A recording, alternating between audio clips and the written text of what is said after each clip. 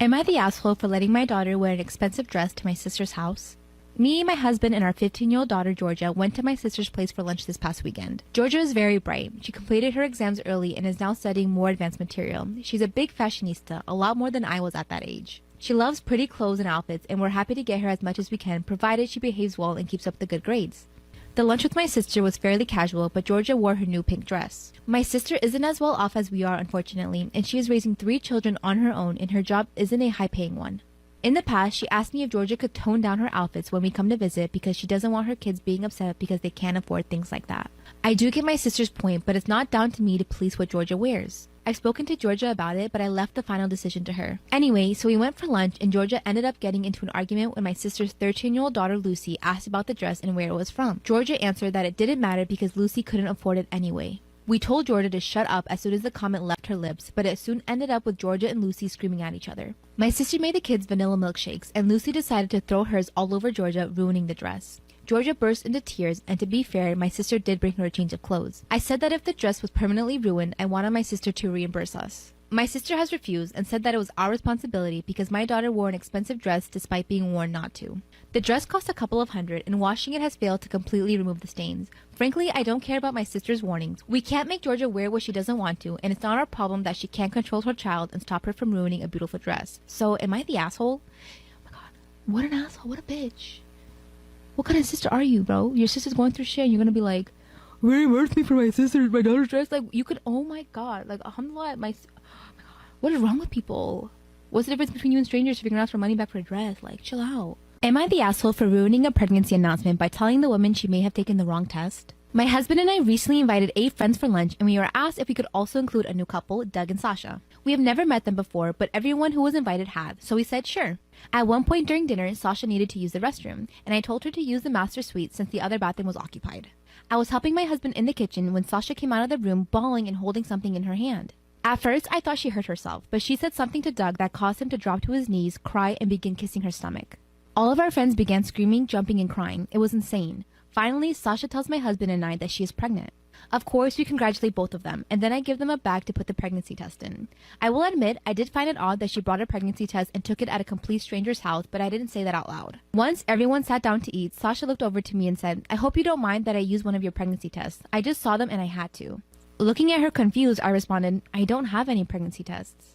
Sasha says yes, in your drawer. I asked Sasha if she meant the blue box in the back of my lower left drawer that was closed. She seemed to realize I was pointing out that she basically snooped around, and she sheepishly said the box said pregnancy for pregnancy tests.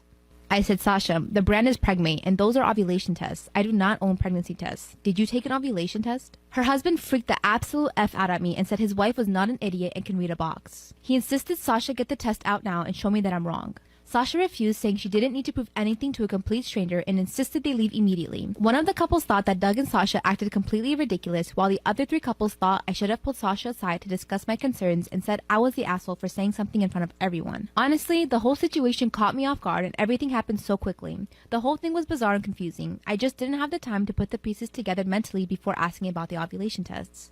Also, I found out later through one of my friends that Sasha did take the ovulation test and she is not pregnant.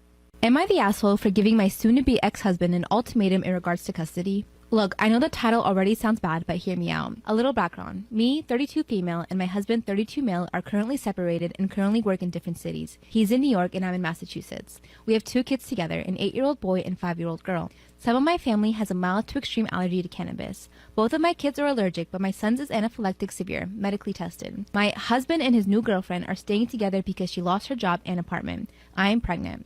It happened pre-separation and I found out after. So what happened is that my husband has a new girlfriend, 28-year-old female, and she's a long-time stoner. He has explained our kids' allergies to her and how she can't smoke when the kids are with him. After arguing, she decided that when the kids are with him, she'll stick to edibles, so it's less likely they'll breathe it in. The only thing is, she believes that we are making up their weed allergy. She's extremely convinced that I'm anti-weed and I'm trying to convince my kids that they are allergic so that they never try it. A couple of weeks back, the kids were at his house and he was at work, so his girlfriend was watching them. She decided to play nurse with my son and let out her edibles, letting him believe it was candy. You can assume what happened. My son is fine thanks to 911.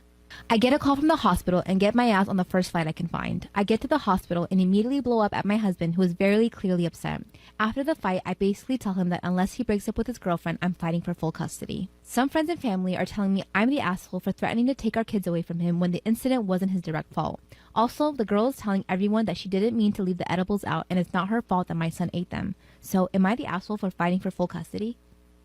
Storytime on how I joined a cult that believed in preteen marriages. And I'm talking 10, 11, and 12 years old. Now, when I first joined, I didn't know it was a cult. I just thought it was a place where people just praised God. So, coming into it, I recently had just lost my father, and my uncle suggested that I come to these circle meetings. And the meetings help with things like grief. When I joined, everything was fine, and I was getting the help. Instead of thinking deeply about my heart, they got me to think deeply about my brain and my mental health. And our teacher, he didn't like to be called pastor. He just talked about the ways of the world and God's plan. One thing I noticed that with his lessons, he would never use a Bible. I never questioned it because I believed it's because he knew a lot about it.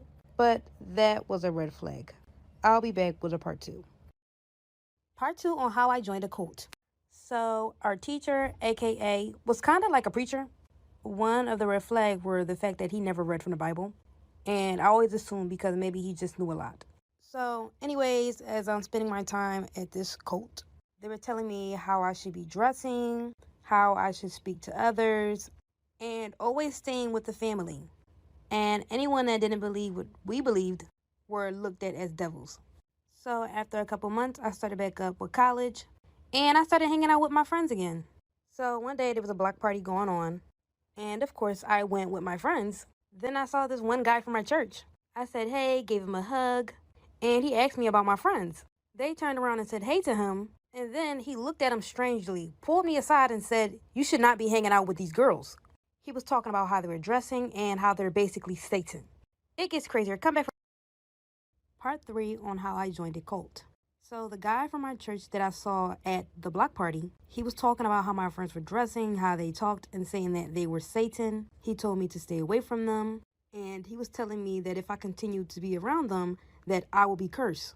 He said that he was going to tell the group about my situation with me hanging out with them, and that he prays that I stay away from them, but if I continue to be friends with them, that I will be part of this whole demon tribe. And it's crazy because I looked at that man as one of the father figures inside the group, but now I just felt like that was controlling. I told him that they were good people and that we've been friends for years and that I'm not going to go anywhere. Then he took some water from his pocket, which I believe was probably holy water. He splashed it on his hands and put it on my forehead and said, rebuke the devil. Literally in the middle of the block party, everybody was looking at us like we were crazy. I told him to get off of me and he would not let go. And he was squeezing my arm so tight to the point I was. Part 4 on how I joined a cult. So, in the middle of the block party, he literally puts holy water in his hand, slams it into my face, and says, rebuke the devil. And I'm telling him, please get off of me. And he squeezes my arm so hard to the point it's bleeding. The blood wasn't dripping from my arm or anything like that. It was almost like an Indian burn bleed. And my skin was torn, which is why I was bleeding. And anyways, these group of guys got him off of me. And the group of guys were telling him to leave and don't come back. And on his way out, he was speaking in tongues and throwing holy water at me and left. I was so scared, and my friends told me, do not go back to the group. So after the whole incident, I didn't go back for months. When I finally came back, it was around Christmas time, and I went back to the group because the date of my dad's death was coming up. When I came into the room of the group, everyone looked at me like I was crazy. Everyone screamed for me to get out and called me all types of Satan and devils, and I never went back. Story time on how my parents forced me into acting. I played roles that were on TV networks like Disney Channel and Nickelodeon.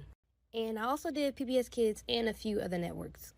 As a child actor, my parents expected a lot from me. The roles that I played would pay the bills at home. When I was younger and I was acting, I didn't know that money came with it. So whenever I did act, if anything that had to do with money, my parents would handle it. And still to this day, I haven't seen that money. But anyways, so during my time of acting, my parents put me in acting classes, singing, and dancing. They really wanted me to be that triple threat. But when it came to these shows that I played in, I would never get the main character. I'd always be casted like an extra that had a few lines. When I finally got my big break, I was casted in the Hannah Montana show. But you will not believe what my parents had to do for me to get that role. Part 2 on how my parents forced me into acting. So finally, I got a major role in a Hannah Montana show. For my role, I necessarily didn't audition. My parents built up a contract and forced my signature. In order for me to play the role, there were certain things that I had to do. When it came to getting clothes, I had to make sure I bought my clothes. With the money that I made at my previous acting jobs, I had to make sure my own makeup was done, had to make sure my own hair was done, and I also had to do janitor work, as in like sweep, mop the floors. Maybe a good 2 months before the show had started, I had to get the stage set up and the scene. 2 months of working and not really getting paid for it. The head of Disney had found out about the contract and forced to sue my parents if they had continued with it.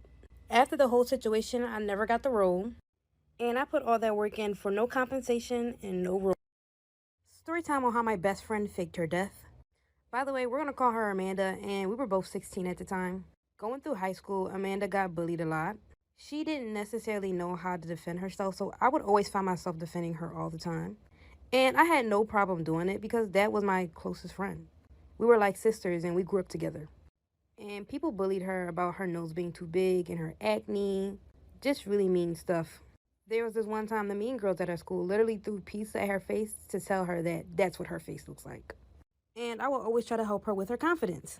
But I noticed me being around her all the time, I started to get bullied. And people would always attack me about hanging out with her. But don't worry, I'd always handle myself. But it got to a point where it was just overly done. So one day, I just wanted to see a test of what would happen if I didn't talk to her for the day or hang out with her. And the next day, she disappeared. Come back for part 2. Part 2 on how my best friend faked her death. So, like I said, I started to get bullied for hanging around her. So I wanted to try and see what would happen if I decided not to really hang out with her for a day. And the next day, she disappeared. So the day she wasn't at school, I went back home and called her. Her mom picked up and I asked her if she was there. Her mom said, no, I thought that she was with you. So that night, Amanda never came home. So the next day, her mom had told me that she was going to go to the police station and file a missing persons report. But she was told she couldn't really file one because the person had to be missing for at least 72 hours to be considered missing. And I felt so scared because she's never missing. She never ups and leaves. And I started to believe it was because the day I stopped talking to her, and I was blaming myself for her being gone. And I was hoping that she wasn't kidnapped. But come back for part 3 if you want to know what happened. Part 3 on how my best friend faked her own death. So Amanda was missing for a week. Her mom had came to the school to let them know that if they ever saw her come by to please let her know or to please call the police. And during this whole time, a lot of people were coming up to me asking me what happened to her. And of course, I had to tell them that I didn't know because I didn't. But all I could hope is that she was safe and alive. There was a few students that laughed about her being missing, but there was a few students that cared. So I was asking people to put up posters. Around this time, social media wasn't really out, so we couldn't necessarily post anything online. Everything went on polls. Amanda was also in the news. And every day I cried hoping that she would come back. After 2 weeks of her being gone, I get a letter from Amanda. And I'm so shocked because I'm like, oh my gosh, where is she? And it was a suicide letter. Come back. Part 4 on how my best friend faked her own death. So I got a letter in the mail and it was from Amanda. I was so shocked about the letter, I opened it up really quickly. When I read it, I found out that it was a suicide letter. And I just sat there and cried. I had went to her house and knocked on the door to let her mom know, but her mom also received the same letter. After a couple days, her mom did have the police do another search and no one could find her. I was hoping maybe she didn't commit suicide in a place that we could never find her. I don't know, but it just didn't feel right and how she just left off this way. Her mom just couldn't believe it. So a couple months I would stay inside her mom's house. I'd sleep inside of her room, just grieving her being lost. But I couldn't believe that she committed suicide. I didn't believe that she was dead, and neither did her mom. Deep down, I knew that she was somewhere out there. Come back for part 5. Part 5 on how my best friend faked her death. So after 2 years of Amanda being missing, even though she wrote those letters to us, we both still didn't believe that she was gone. And I thought about her just about every day. During these years, her mom would constantly do searches. Maybe if she wasn't alive, then maybe they could find her body. Then she would find the truth. Her mom couldn't accept the fact that maybe she was dead. And every week on Sunday, she'd go out there even by herself. My mom and a few of her friends would always tell her she can't keep doing that. She'll even sometimes go out in the middle of the night, walk around calling for her. And her mom started to get really sick. After the third year of her being gone, her dad finally came inside the picture. Amanda was never really close with her dad. He wasn't really a part of her life. He started to see how mentally ill her mother was becoming, so he decided to set up a funeral so this all could end. But her mom didn't want to attend. Come back for part.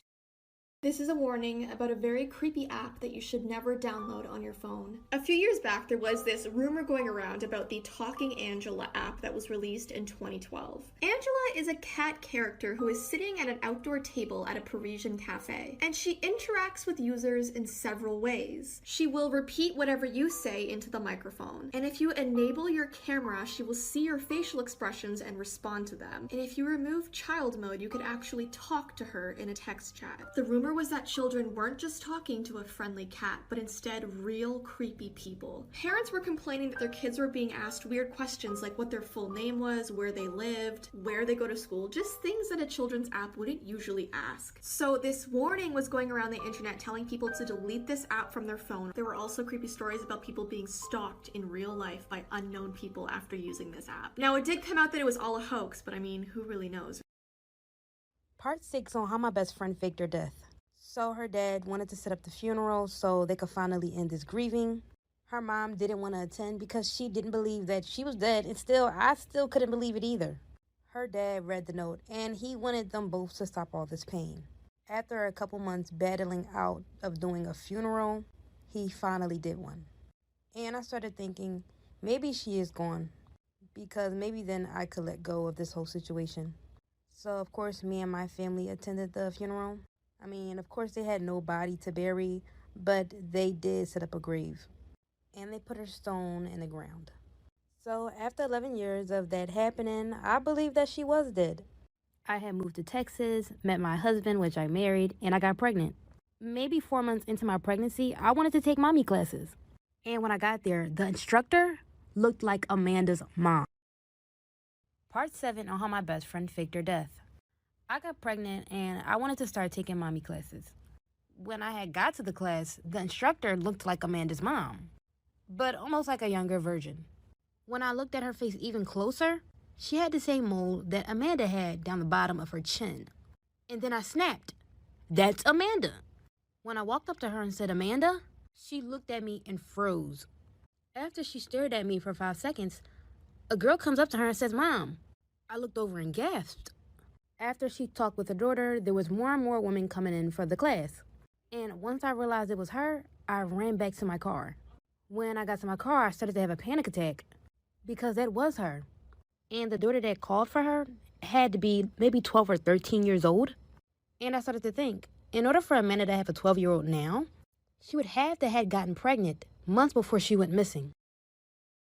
Storytime on how I catfished my boyfriend to see if he would cheat on me. So around the time I had to be like 15, 16, and my boyfriend, he was probably like 17 because he was about 2 years older than me. Everything in a relationship seemed fine, but he was very secretive. For one, he'd never let me touch his phone. He would always make sure anytime he put his phone down, the screen was face downward, or he'd put it in his pocket or just hide it.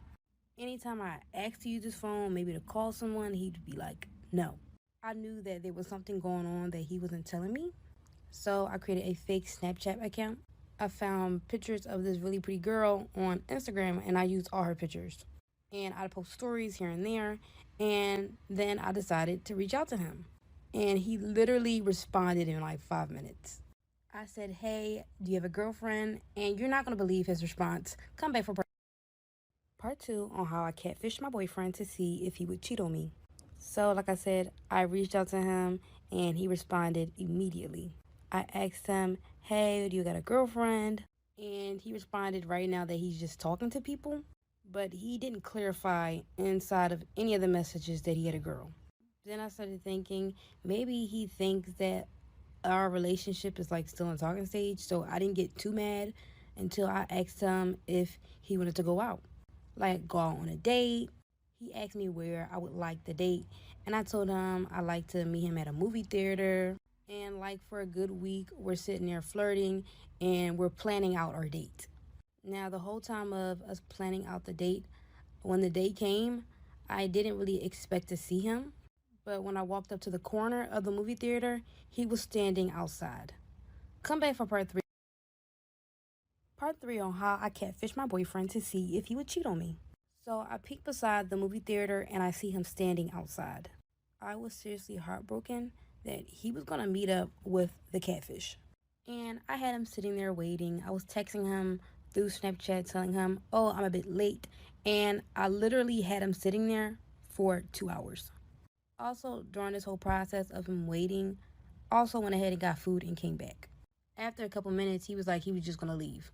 By then, I had popped up at the movie theater and asked him, what are you doing here? And he responded, oh, I just got done seeing a movie. I was like, why didn't you tell me you went to the movie theaters? Maybe I could have came with you. Then he was like, no, I just wanted to go by myself. Then I pulled up my phone, showed him a picture of the girl I was catfishing, and asked him, was this your date? Then he pretended to not know who that was, and then I showed him our messages. When he found out it was me the whole time, he got mad at me and broke up. Back when I was in middle school, my sister had got pregnant in high school. And she got pregnant by a guy which she was dating for around like 8 months. When my sister finally got the guts, she had told our parents. And my mom and dad were extremely furious. My mom had told her that she's not allowing her child to bring any bastard children in the world. And that the only way that she can have her baby is if she gets married. And my parents were really religious. My dad was a preacher. My dad's ultimatum to her was to either get married or have an abortion. He really cared about our image to the church, and he said that she needed to get married. My sister at the time, she really wanted the baby, so she kind of proposed to the guy that she was dating in a way. But he had said no. 2 weeks later, the reason why he said no was because he already had another child and another baby on the way. Come back for part 2 of how my sister proposed to a guy that she was dating. So her boyfriend had said no, and she ended up finding out the reason why he said no was because he already had another child and another baby on the way. But she didn't find out through him. She found out through his mom. She had went to his mom to get her blessing, and she spilled everything. And his mom had no clue that she even existed. The whole time that they were together, he was already with 2 other women. She had first saw his son, who was running around in the house. And the girl that was pregnant at the time was the girl that he was dating for like 2 years. Instead of her receiving his mom's blessing, his mom told my sister to stay away from him because she don't want her ended up like his other baby mamas. Not knowing the reason why she even asked for his blessing was because she was pregnant as well. After everything his mom told her, she told her thank you and she left. If you guys want to know what happened after that, come back for part 3. Am I the asshole for wanting my husband to turn off the lights and faucets? I'm not sure anymore and I think I've gone insane. My husband and I live together in an apartment. I go to work every day at 7 a.m. and by the time I get home at 7 p.m. the lights are on in every room and the water's running, both in the kitchen and bathroom sinks. According to him, they're on all day every day. I can't work from home and we're wasting a lot of money. I've asked him if there's any reason he needs to turn them on all day, but he tells me that it's impossible to turn the lights off and water off. When I told him it's not impossible because he can use his hands, he says, but you have hands, you choose not to work as a mechanic. So I can choose not to turn it off. I told him it's different because it costs money and it's bad to waste resources. Am I the asshole for wanting my husband to turn off the lights and faucets? I'm not sure anymore and I think I've gone insane. I told him it's not impossible because he can turn them off using his hands. He says, but you have hands and you chose not to work as a mechanic, so I can choose not to turn it off. I tell him that it's different because it costs money and it's bad to waste electricities. But he insists it's the same thing because I can technically be a mechanic but choose not to do so, so why does he have to turn off the lights? When I'm at home, I turn them off after him and it doesn't seem to cause any discomfort to have them off. But he refuses to turn them off himself. When I talk to him about it, he says that I'm nagging him and that I should leave him alone. Am I wrong? We're a single-income household and we could be paying less for bills if he would stop. Am I the asshole for using the same bowl for my daughter and my cat's food? So I have an 8-month-old daughter who, even though she eats solids, doesn't eat a lot. I have some little bowls that are the perfect size for how much she eats, so since she started eating solids, these have been her bowls. We recently got a kitten. She has a dish of dry food that is always accessible, and in the evening she gets some wet food. There's not a lot of room in her food nook. After a water dish and dry food dish, I needed something small for her wet food and decided the small bowls were perfect. My sister-in-law saw me feeding my daughter from one of the bowls, then saw me use another for the cat and got really angry with me. She said I was disgusting and unhygienic. I explained they weren't the same bowl and she's still saying it's really bad. Am I the asshole for telling my husband that him pretending to be poor doesn't mean he knew what it was really like? When I met him, he made it seem like he was every other broke person in their 20s trying to survive in the world. No parents or no family to help him out. He was crashing on his friend's couch and living paycheck to paycheck. I found out after we got married that it was all just an act. He was a trust fund kid who was rebelling against his family. Recently, one of my old friends and her family became homeless. I told my husband about it and that I wanted to donate to their GoFundMe. He was sympathetic, but then started talking about how one of the hardest things he had to go through was being homeless. We both know he wasn't struggling because of the trust fund, a monthly allowance large enough for him to live without working. He chose not to use it and I did call him out. Now he's mad. Am I the asshole for refusing to stop having girls' night-ins just because my boyfriend thinks it's wrong? I've been seeing this guy, Will, 27 male, for months now. He's so sweet and funny and creative. Fun fact, he drives 2 cars that he adjusted on his own. We don't live together, but we do meet at my place every weekend. He called and asked what we'll be doing on Friday, and I said I wanted to host a GNI since it was my turn. He asked what the heck a GNI was, and I said a girls' night in, and he got quiet, then asked if I was being serious. I was confused as he started talking about how outdated and so 1950s these events are. He said I should stop promoting and advocating for those events and they're so toxic and flat out reek of misogyny. I was shocked by his rant, but he said that was his honest opinion. Am I the asshole for refusing to stop having girls' night-ins just because my boyfriend thinks it's wrong? I told him regardless, I still plan to host the event after he tried talking me out of it and suggested we go out together. He threw a fit after he suggested bringing his guy friends to join us and I refused since that's not how girls' night-ins work. He called me sexist and misogynistic for having a girls' night-in and making it so obvious instead of being ashamed. He said my mentality will cause me issues in the future, especially if I behave like that in a professional work setting. I was blown away. He hung up on me after I said I won't stop hosting. I tried to call and apologize for lashing out later. He sent a text saying he was hurt by how I handled our disagreement and he's time to process what he just found out about my personality. This hurt me, but my friendship is important. Am I the asshole for telling my brother and wife that I'll be suing them? I, female 36, lost my 3-year-old son from a chronic condition that he was born with. I struggled a lot with his illness and received a lot of support from my family when my ex-husband was too busy with work than to care for his son. My brother and his wife found out they were expecting after suffering 2 miscarriages. Because of their financial situation, I decided to lend them my son's nursery to use for their baby under the condition they give it back when they don't need it. It took a lot of time and money to get the nursery, not to mention its sentimental value. They were grateful for my help, but unfortunately lost the baby 5 months in the pregnancy. They were in low contact with everyone to grieve. I waited months until waiting for the nursery, and I was shocked that my brother said that they sold it. All of it. Am I the asshole for telling my brother and his wife that I'll be suing them? I asked why they sold it and he said his wife was depressed and he needed money to take her on a vacation a month ago. I started screaming at him and reminded him that this belonged to my son and it wasn't for sale. He apologized and asked me to be understanding of his wife's position as a grieving mother myself. I said no, they should have considered how selling it would affect me as a grieving mother. I said it wasn't fair to scream at him for wanting to help his wife through hard times. I said it's not my problem and I'll be suing them both over the nursery and for every penny he made. He called me nuts, hung up, then called my parents. He called me callous and unhinged.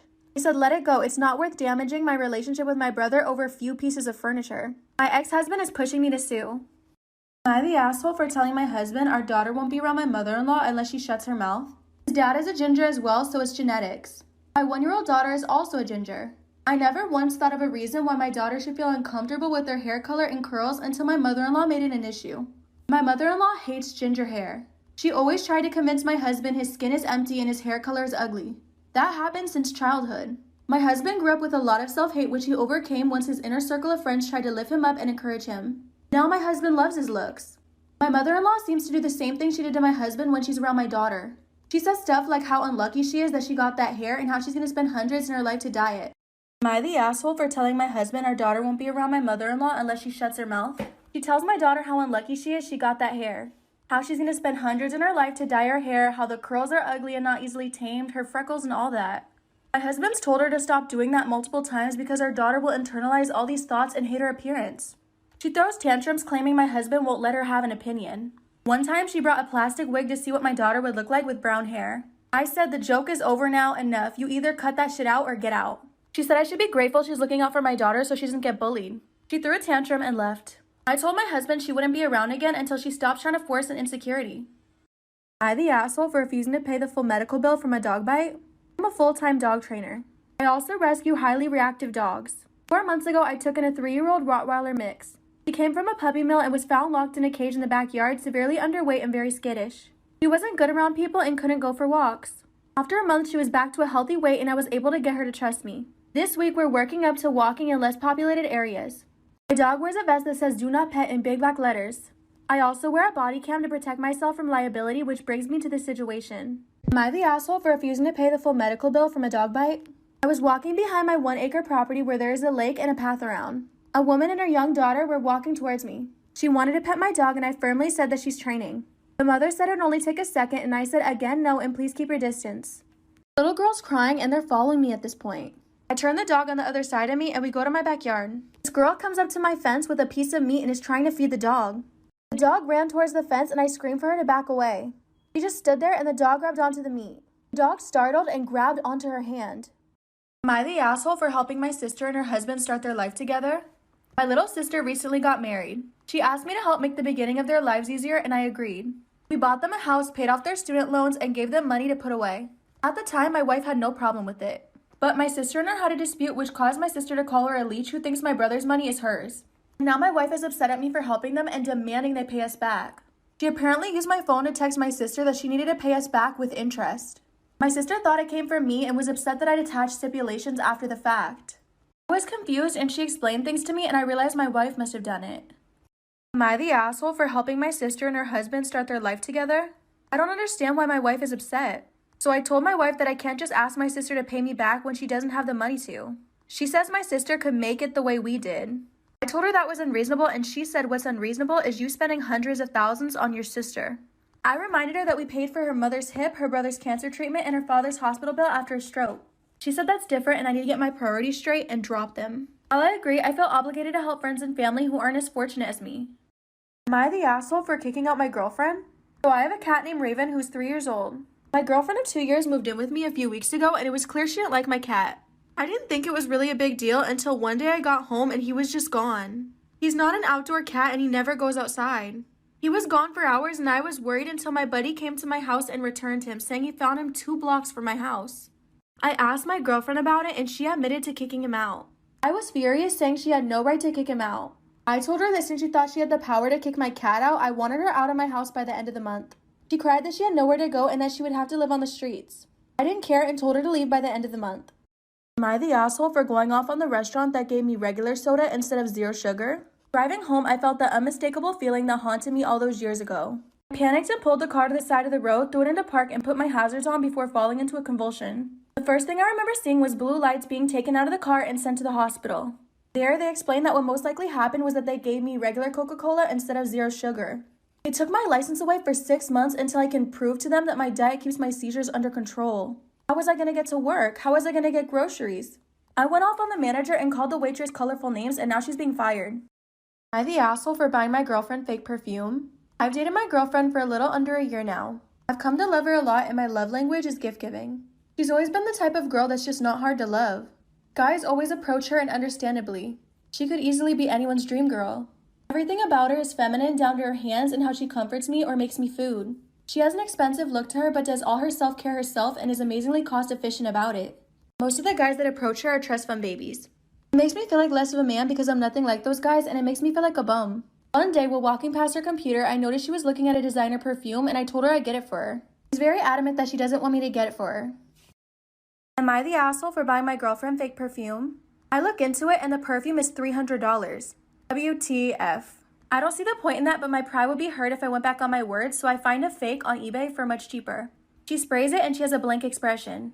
I ask what's wrong and she gives me a hug and a kiss on the cheek thanking me. I don't know why, but it made me feel like shit. I was expecting a bigger reaction. I keep pushing and she tells me she loves the idea, but it's obviously fake. I felt this was extremely ungrateful and I called her a brat for even caring if it was fake or not. I said she was materialistic by literally just looking at it and smelling it and thinking it was fake. She said it's dumb that I made a big show about getting it for her if I was just going to do this. Am I the asshole for snapping at my friend over his weight?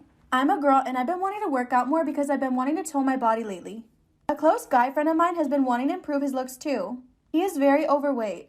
To be exact, he weighs about 170 more pounds than he should be. He's been wanting to meet girls and find a significant other one day. When I told him that I've been working out, he was supportive and said he also wanted to lose weight too. So we've been going to the gym for a while. Over time, I noticed my abs were coming through and I was really feeling good about myself. My arms and legs look really toned too, but my friend started saying that I was beginning to look masculine and that he didn't like women with abs. I laughed and shrugged it off initially because I know abs aren't for everyone and we all have preferences. Am I the asshole for snapping at my friend over his weight? My friend started saying that I was beginning to look masculine and that he didn't like women with abs. I laughed and shrugged it off initially because I know abs aren't for everyone. And we all have preferences for body types, right? Eventually, as my abs got more defined, my friend started making comments like, "You're not as attractive as before with your abs and muscles. You look like a man. To be honest, girls with abs look kind of manly and gross." I've been into arguments with him over that, and he kept saying I was better looking without the muscles and my old curves. I was really upset one day and I snapped. I said, "I'm becoming fit, but all you've been doing is insulting me, so go lose your weight and shut up." I feel terrible now that I think about it, and we haven't talked in days. Am I the asshole for refusing to go to my brother's wedding if my girlfriend can't come? I, 31 female, have a girlfriend of 3 years, 32 female. We begun looking for a place to live together since we're very serious. My brother, 34 male, is planning his wedding to his fiancée, 29 female. I assume my girlfriend will be welcome to come as she's basically one of the family now. But no, my brother told me he doesn't think it's a good idea for her to come as the wedding will be in a church and that his fiancée's family are traditional. He said that she could come to the reception though.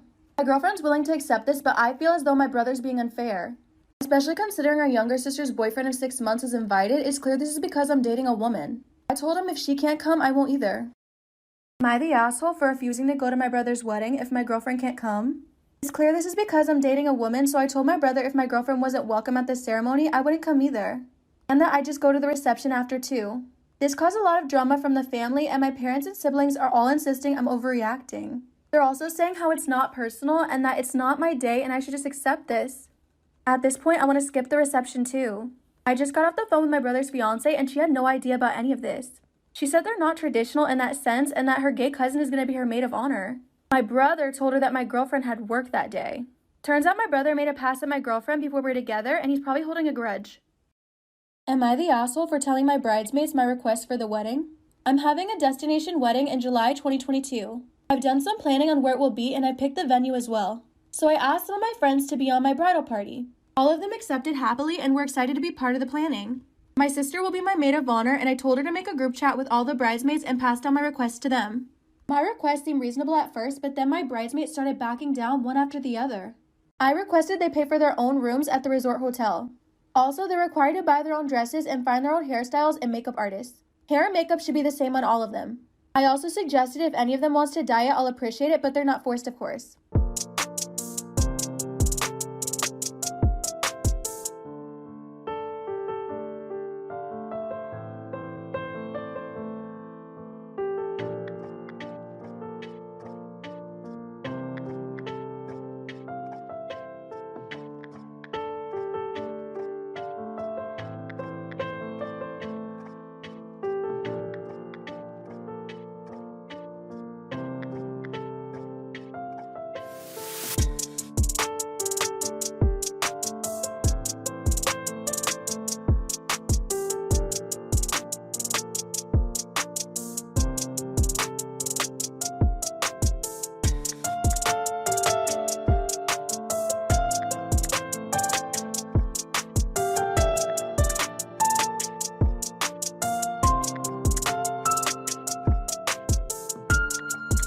Am I the asshole for causing a coworker to get written up by HR?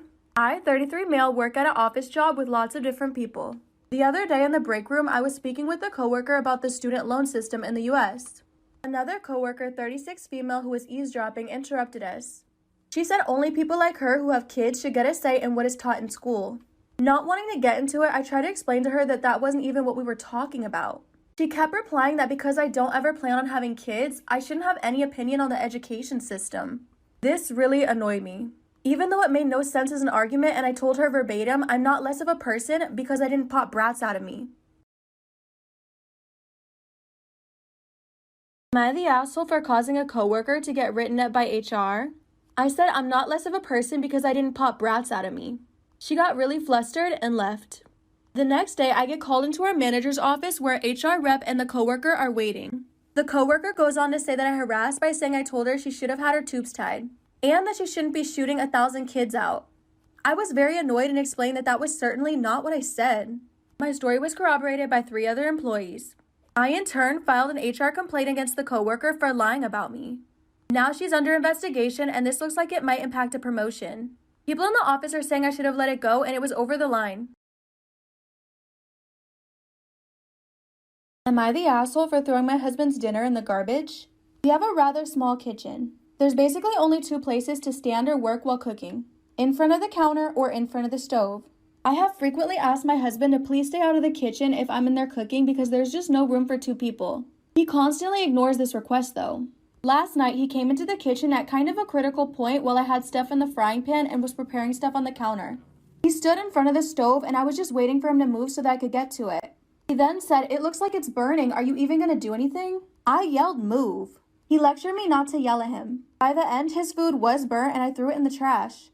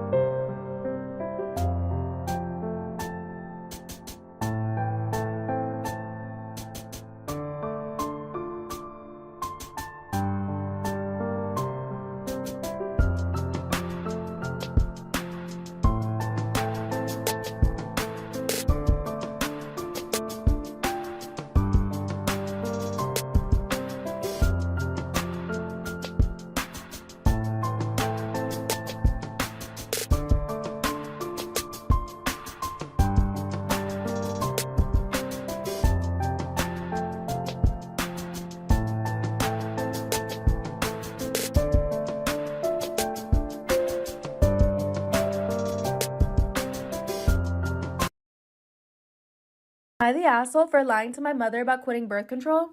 My mom's always been very controlling.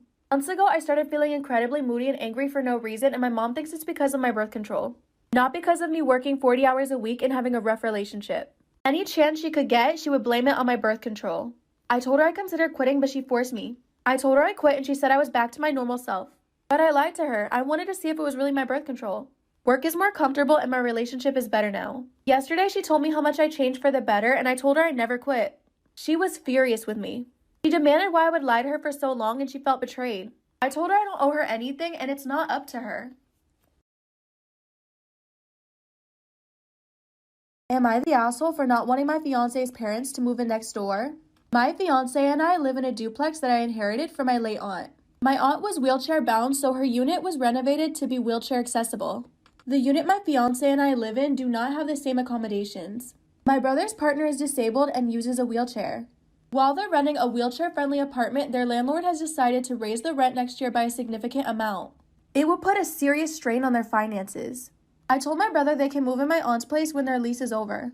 We agreed I would charge a token amount for rent and my brother would help me with maintenance. A few days ago, my fiance told me that his father had been diagnosed with cancer. Am I the asshole for not wanting my fiance's parents to move in next door? A few days ago, my fiance told me that his father had been diagnosed with cancer. While thankfully it's not terminal, he does need to undergo chemo for a while. My fiance asked me if his parents could move in next door since we live near the hospital and they currently live 2 hours away. I told my fiance I was fine with his parents moving into our unit with us, but I'm not going back on my agreement with my brother and brother-in-law. He said this wasn't a feasible solution. He argued that my brother can wait another year or so to move in and his dad needs treatment soon. They can renew their lease and I can help them with rent. My in-laws are well off and can afford to rent a place that fits their needs.